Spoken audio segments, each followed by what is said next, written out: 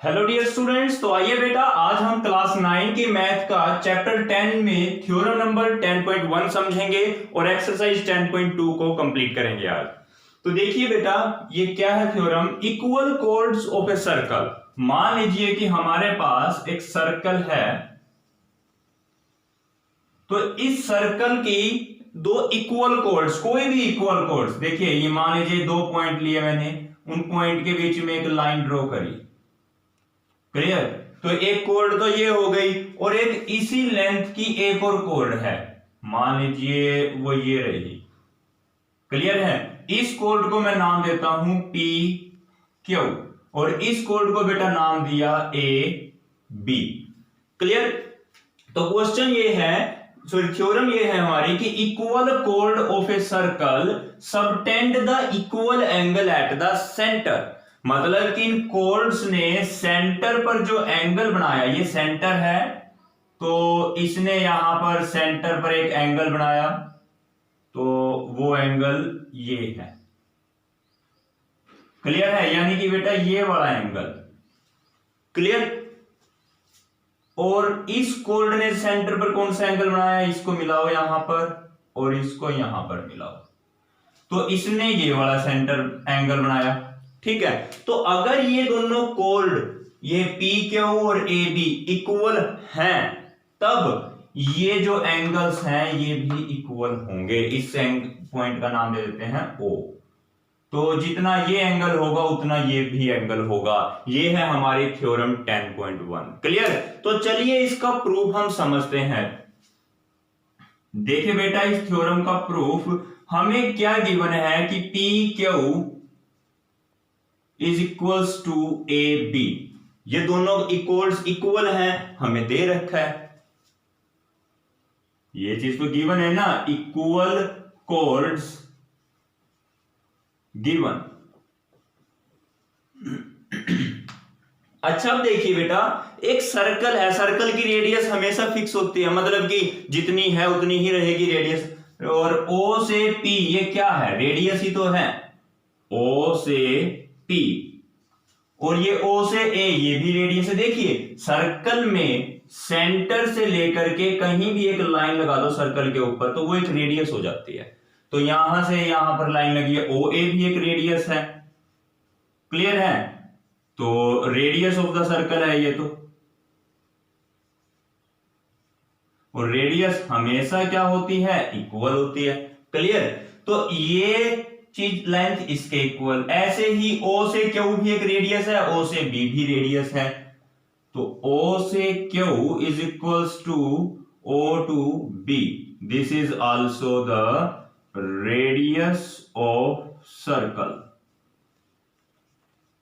Clear है बेटा। देखिए अब ये लेंथ इसके इक्वल और ये लेंथ इसके इक्वल, दोनों इक्वल हो गई, और ये वाली लेंथ इस लेंथ के इक्वल, ये ऑलरेडी हमें दे रखा है। तो तीनों साइड, इस ट्रायंगल की तीनों साइड इस ट्रायंगल की तीनों साइड के इक्वल हो गई।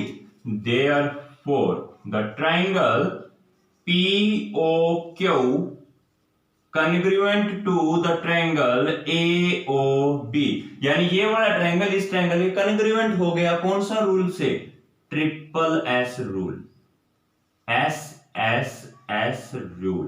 क्योंकि देखो जब ट्रायंगल की तीनों साइड आपस में बराबर हो जाएं तो वो ट्रायंगल कैसे होते हैं, कॉन्ग्रुएंट होते हैं, क्लियर है ना बेटा। तो चलिए ये हो गया अपना कॉन्ग्रुएंट। अब कॉन्ग्रुएंट ट्रायंगल के कोरेस्पोंडिंग पार्ट क्या होते हैं, इक्वल, तो इनके कोरेस्पोंडिंग एंगल भी तो इक्वल होंगे, ये POB एंगल AOB के बराबर, बात समझ में आ गई।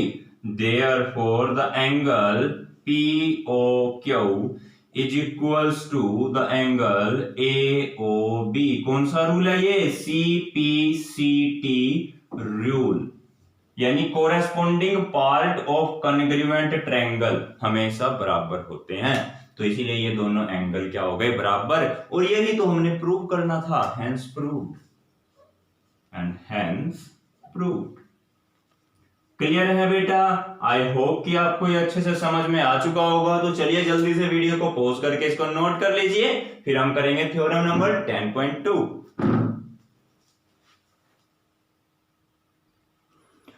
तो बेटा थ्योरम नंबर 10.2 को समझिए। If the angle subtended by the chords, मान लीजिए बेटा हमारे पास एक सर्कल है, उसमें दो कोर्ड हैं, एक कोर्ड तो ए बी और दूसरी कोर्ड है सी डी। क्लियर? अगर ये दोनों कोर्ड सर्कल के सेंटर पर बराबर एंगल बना रही हैं, यानी कि जितना ये एंगल है उतना ही ये एंगल भी है। क्लियर है? अगर ऐसा हुआ, ये दोनों एंगल बराबर हुए, तो ये दोनों कोर्ड भी आपस में इक्वल होंगे। मतलब जो थ्योरम 10.1 थी ना, उसी का बिल्कुल उल्टा है ये थ्योरम नंबर 10.2। क्लियर है? यानी कि बेटे क्या कह रहा है, if the angle COD equals to the angle AOB, अगर ये दोनों एंगल आपस में बराबर हैं, then this AB is equals to the CD। तब AB और CD दोनों आपस में क्या हो जाएंगे, इक्वल। तो क्लियर है बेटा, ये है आपकी थ्योरम नंबर 10.2। इसको चलिए नोट कर लीजिए, फिर हम करते हैं अपनी एक्सरसाइज 10.2 को start.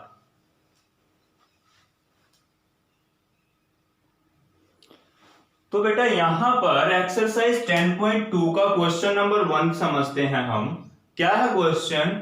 Recall that two circles are congruent if they have same radii. यानी बेटा ये कह रहा है कि मान लीजिए आपके पास दो सर्कल्स आपको गिवन है, क्लियर, और उन दोनों सर्कल की जो रेडियस है, मान लीजिए इसकी रेडियस को मैं नाम दे देता हूं OA। क्लियर है? और इस सर्कल की जो रेडियस है वो O'(C). अगर इनकी रेडियस इक्वल है तब ये सर्कल आपस में कॉन्ग्रुएंट होंगे। क्या होंगे? कॉन्ग्रुएंट। यानी कि बेटा आपको जो गिवन है OA is equals to the O'(C). This is given to you. Clear है? Prove that equal chord of the congruent circle. अब ये दोनों सर्कल क्या हो गए? कॉन्ग्रुएंट, क्योंकि इनकी रेडियस इक्वल है। Equal chord of the congruent circle subtend the equal angle at the centre. मान लीजिए यहां से मैंने एक कोर्ड बनाई, ये हो गई कोर्ड A से B, और वैसे ही यहां से भी एक कोर्ड बनाई, वो कोर्ड क्या है? C से D। ये भी आपको दे दिया कि कोर्ड्स अगर इनकी इक्वल हो जाएं, यानी AB बराबर CD, ये क्या है? इक्वल कोर्ड गिवन है हमें ये। क्लियर? रेडियस भी इक्वल दे दिए दोनों सर्कल की, और इनके जो बेटा ये मतलब कोर्ड की लेंथ है एक, वो भी इक्वल दे दी गई है हमें। क्लियर है? तो हमें प्रूव क्या करना है कि ये दोनों जो कोर्ड है सेंटर के ऊपर एंगल जो बनाएंगी वो बराबर होगा। एंगल क्या होगा? बराबर। तो चलिए समझते हैं कैसे। अब एक काम कीजिए, आप O से B को भी मिला दीजिए, O से D को भी मिला दीजिए, यहां से O' को। क्लियर? अगर OA रेडियस थी तो OB भी तो एक रेडियस है। OB इक्वल्स टू O'(D), और हमें क्या दे रखा है कि इनकी रेडियस तो इक्वल है, इक्वल रेडियस गिवन, ये हमें दे रखा है ऑलरेडी। तो भाई बचा ही कुछ नहीं प्रूफ करने को। दोनों ट्रायंगल आपस में क्या हो गए? कॉन्ग्रुएंट, क्योंकि इनकी तीन साइड एक दूसरे के बराबर हैं। Therefore the triangle AOB is congruent to the triangle COD। कौन सा रूल हुआ बेटा? ये SSS, triple S rule. I hope कि आपको यह समझ में आ चुका होगा। और हमें क्या प्रूव करना है कि इनके द्वारा सर्कल सेंटर पे जो एंगल बना है वो इक्वल है। और आपको पता है जब दोनों ट्रायंगल कॉन्ग्रुएंट हैं तो इनके CPCT रूल से इनके कोरेस्पोंडिंग पार्ट भी इक्वल होंगे। therefore the angle AOB equals to the angle COD। कैसे? CPCT rule. क्लियर है बेटा?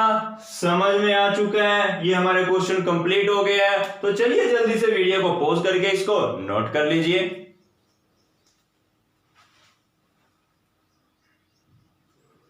तो बेटा 10.2 का क्वेश्चन नंबर 2 है, prove that if the chords of congruent circle, अगर दो कॉन्ग्रुएंट सर्कल हैं, यानी कि बेटा सबसे पहले तो आपको दो सर्कल ड्रॉ करने हैं। क्लियर? एक का सेंटर O, एक का सेंटर O डैश, ये आप मान लीजिए OA, और यहां पर आप मान लीजिए O डैश C। मतलब कि रेडियस तो कॉन्ग्रुएंट सर्कल है अगर, तो इनकी रेडियस आपस में क्या होगी? इक्वल होगी।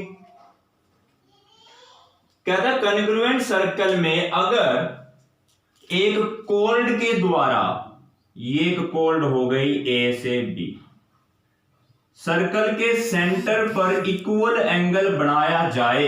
देखिए पहली बात तो ये कॉन्ग्रुएंट हैं, ऐसे एक यहां पर बना लीजिए कॉर्ड C से D, यहां पर एंगल बनाया गया कुछ, तो ये क्या कहता है? एंगल AOB इक्वल है एंगल COD के। आपको दे रखा है, ये तो देखो लिखा है ना, सबटेंड इक्वल एंगल्स। ये दो, इसकी कोर्ड ने सर्कल पे जो एंगल बनाया और इसकी कोर्ड ने सर्कल पे जो एंगल बनाया, ये दोनों ही एंगल हमें बराबर दे दिए। बात समझ में आ गई? दूसरा, कॉन्ग्रुएंट सर्कल है तो उनकी रेडियस भी बराबर होगी। तो बेटा OA, ये OA बराबर है O डैश C के, और OB बराबर है O डैश D। क्यों? क्योंकि ये दोनों सर्कल कैसे हैं? Congruent circle. Radius, congruent circle की रेडियस है ये तो, जो कि आपस में हमेशा इक्वल होती हैं। तो देखिए ये साइड, फिर ये एक एंगल, फिर एक साइड, तो SAS रूल हो गया ना, और कॉन्ग्रुएंट हो जाएंगे दोनों triangle. So the triangle AOB is congruent to the triangle COD। मतलब दोनों ही ट्रायंगल आपस में क्या है बेटा? कॉन्ग्रुएंट है। कौन सा रूल है ये? SAS rule.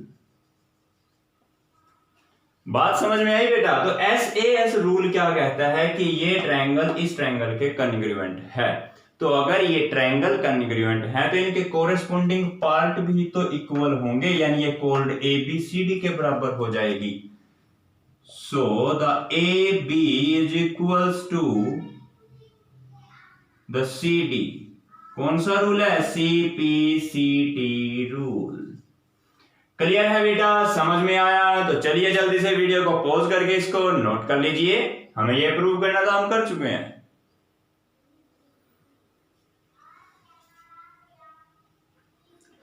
तो क्लियर है बेटा? नोट कर लिया? तो ठीक है बेटा, मिलते हैं अपने नेक्स्ट टॉपिक के साथ नेक्स्ट वीडियो में। तब तक के लिए bye bye, thank you and have a nice day.